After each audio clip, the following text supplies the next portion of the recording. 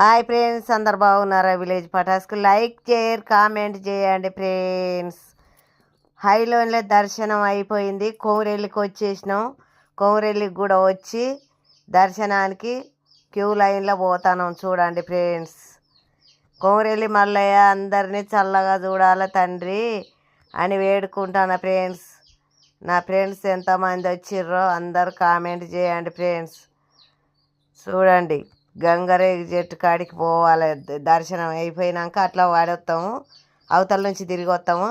చాలామంది రష్ ఉన్నారు కాబట్టి తొందరగా ఆ తండ్రిని దర్శనం చేసుకున్నాక గంగరేగి చెట్టు కిందికి పోవచ్చునని అయితే పోతాను ఫ్రెండ్స్. మీరు ఎంతమంది వచ్చిర్రో, శివరాత్రికి ఎంతమంది జాగారున్నారో, ఐలోనికి ఎంతమంది వచ్చిర్రో, నా ఫ్రెండ్స్, నా ఫాలోవర్సు అందరు కామెంట్లలో తెలియజేయండి ఫ్రెండ్స్.